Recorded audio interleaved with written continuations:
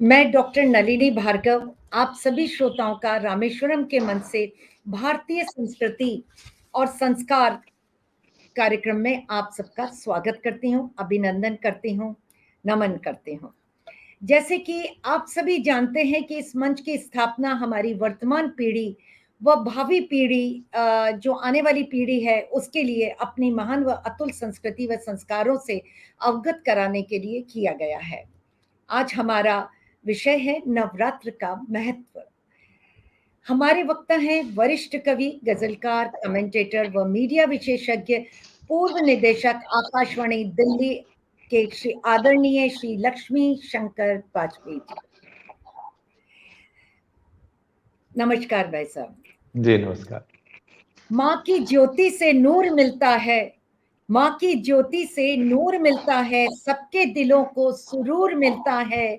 जो भी जाता है माँ के द्वार, जो भी जाता है माँ के द्वार पर, उसे आशीष माँ का जरूर मिलता है।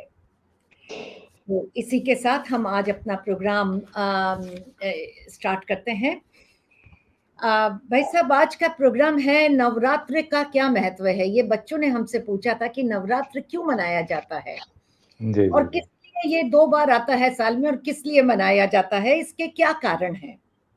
जी। तो मैं जानना चाहूंगी कि आप बताएं इसको। देखिए, जितने भी हमारे त्योहार हैं भारतीय संस्कृति में, प्रायः उनके पीछे कोई न कोई एक वैज्ञानिक अवधारणा है। और 2 नवरात्रि जिनको हम जानते हैं जी। तो वो उनका समय देख लीजिए। अभी जो आने वाले हैं तो हम जाहिर उसके बाद फिर शीत ऋतु आ जाएगी, जाड़ा आ जाएगा।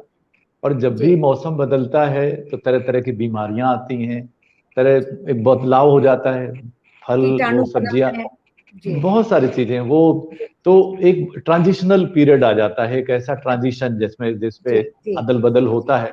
और इसलिए उस वक्त बड़े सावधानी की जरूरत होती है तरह तरह से। तो ये एक संकेत होता है, ये जो नवरात्रि आती है, कि अब ये बदलाव होने वाला है। हमको बदले हुए मौसम के लिए अपने को तैयार करना है।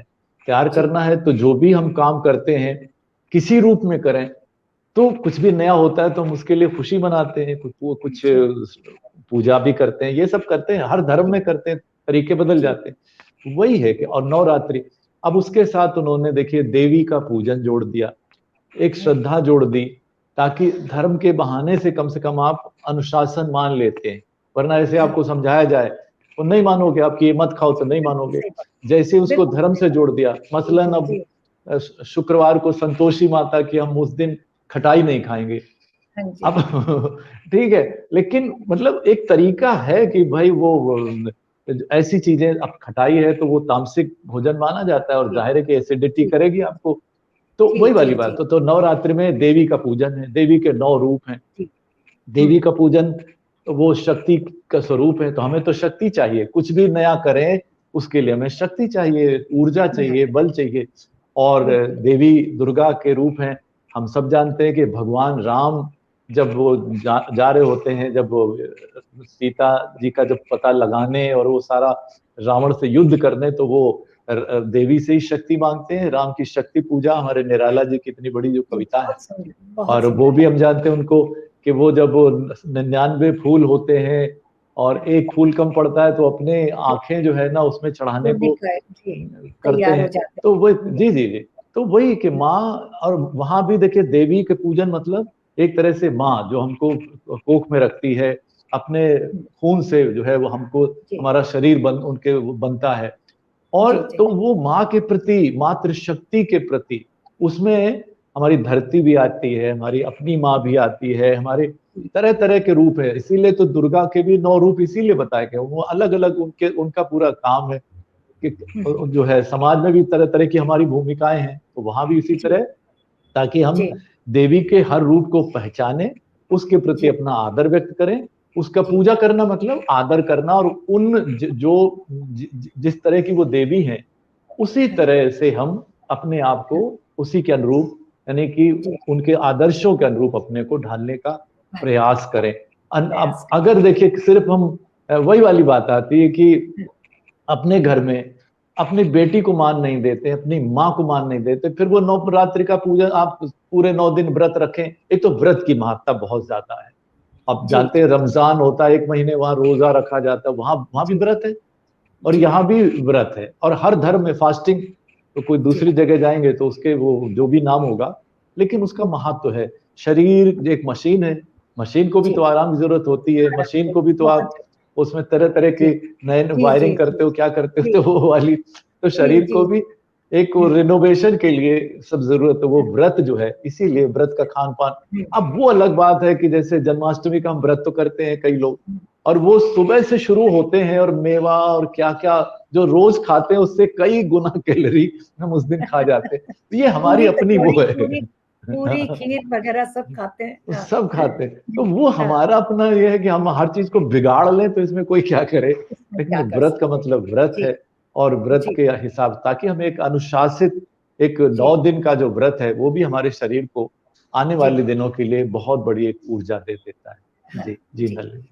अच्छा, ये रात्रि में ही क्यों इनको मनाया जाता है? वैसे तो हम लोग दिन में पूजा कर लेते हैं, पर नवरात्रि की जगह नवरात्र होता है, सही उच्चारण नवरात्र कहलाता है। तो नवरात्र ये भी पूजा रात में होती है, दिवाली की पूजा रात में होती है, शिव जी की पूजा, शिवरात्रि की पूजा रात में होती है। तो ये पूजाएं रात्र में होने का जो मतलब होता है, वो जो मैं सोचती हूँ कि भाई मेरे हिसाब से तो यही है कि भाई इनका जो वैज्ञानिक है कि सूर्य की किरणें जो दिन के समय रेडियो तरंगों को जिस प्रकार रोकती है, उसी प्रकार मंत्र जाप की तरंगों में भी दिन के समय रुकावट पैदा होती होगी। इसलिए ऋषि मुनियों ने रात्रि का महत्व दिन की अपेक्षा अधिक बताया। इसको थोड़ा आप ठीक करके बता दें। नहीं, आप बिल्कुल सही कह रहे हैं। मैं भी उसका कोई देखिए ना तो ज्ञाता हूँ, लेकिन एक क्या चीज है, और ना इनके बारे में आपको कोई बिल्कुल ऑथेंटिक बात बता भी नहीं सकता है, क्योंकि ये सारी चीजें मान्यताओं के आधार पर अलग अलग समाज में अलग अलग तरीके से चलती रहती हैं। अब उसमें एक पहलू ये भी हो सकता है कि भाई दिन का आपका कोई कामकाज नहीं रुके, आप जो कामकाज कर रहे हैं वो जारी रखिए। कोई भी आपको धर्म जो है वो निष्क्रिय नहीं बनाता है, वो अपने कामकाज से दूर नहीं करता है। तो आप जो भी खेती में है, कुछ भी है, वो करते रहिए। जब आप सबसे निवृत्त हो जाएं तो अपना स्नान ध्यान करके शाम को, तो वो दोनों पहलू आते हैं। वो भी है कि सूर्यास्त हो गया और ये आप घर आ गए, शाम को लौट आए और कहीं जो काम धाम निपटा के आ गए, फिर आप इत्मीनान से पूजन करिए। तो वो भी एक पहलू हो सकता है। हम बिल्कुल बिल्कुल आप सही कह रहे हैं। दीपावली अच्छा, दीपावली तो बड़ा सीधा है, क्योंकि हमें दीप जलाने हैं, तो वो सुबह सुबह तो आप दीप जलाएंगे नहीं। जी जी। बाकी ये कि जी, बाकी अब जन्माष्टमी उनका रात्र में जन्म हुआ तो रात में मनाते हैं। रामचंद्र जी का जन्म दोपहर में हुआ था तो हम दोपहर में मनाते हैं वहां अयोध्या में।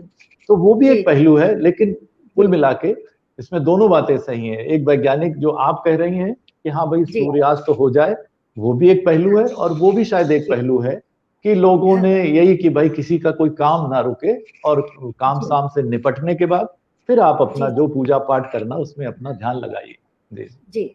और वो भी है कि जैसे तंत्र विद्याएं और जो इनकी शक्ति साधना वगैरह होती है, महाकाल की पूजा होती है, वो भी रात्रि के समय ही इनके मंत्रोच्चार द्वारा होता है, जिसमें कोई विघ्न ना हो, दिन के समय विघ्न। और वैसे भी नवरात्रि, जी, नवरात्रि 4 बार आती है। 2 गुप्त होती हैं और 2 हम जो मनाते हैं, एक शारदीय और एक चैत्र की। तो पौष, चैत्र, आषाढ़ व अश्विनी मास में। तो चैत्र में भी देखिए वही वाली बात है ना। देखिए नलिनी जी, तो चैत्र वाली मतलब है कि अब ग्रीष्म काल आने वाला है, तो सब कुछ आपको सारा सब कुछ आपका वो बदल जाना चाहिए, खान पान ये वो सब कुछ। ये हमारी ज्यादती है कि चूंकि हर चीज अब उपलब्ध हो गई है, परिवहन के साधन हो गए, तो कोई चीज अगर वर्जित की गई फिर भी खाते तो बीमार भी पड़ते हैं। हम क्यों भूल जाते हैं जी, और फिर कहते हैं हमें बीमारी क्यों हो रही है। जी जी जी, जी। तो बहुत बहुत धन्यवाद वाजपेयी जी। नवरात्रि के महत्व के बारे में युवा पीढ़ी की जिज्ञासा का समाधान आपने किया। हमारे सभी श्रोताओं को कार्यक्रम पसंद आया होगा, ऐसा आशा करती हूं मैं। बहुत शीघ्र पुनः उपस्थित होंगे अपनी गौरवशाली संस्कृति के जुड़े कार्यक्रम पर चर्चा करने। सभी श्रोताओं का धन्यवाद। और वाजपेयी जी, आपका एक बार फिर से शुक्रिया। आपने अपना जो बस मैं जी जी चलते चलते इतना ही कहूंगा कि अगर आप देखिए घर में अपनी माँ को सम्मान नहीं देते, अपनी दादी को सम्मान नहीं देते, अपनी पत्नी को सम्मान नहीं देते, बेटी को सम्मान नहीं देते, फिर आप व्रत व्रत मत करें तो अच्छा है, पूजन मत करें, वो ढोंग नहीं है फिर वो तो असली उसकी भावना यही है कि हम नारी मतलब नारियों के प्रति सम्मान अपना व्यक्त करें। आपने सबसे जरूरी बात अभी बोली है, और ये बहुत ही जरूरी बात है जो हर एक इंसान को ये चीज समझना चाहिए, बहुत ही आवश्यक चीज है ये। तो अब आप सबसे विदा लेते हैं। नमस्कार, जय हिंद।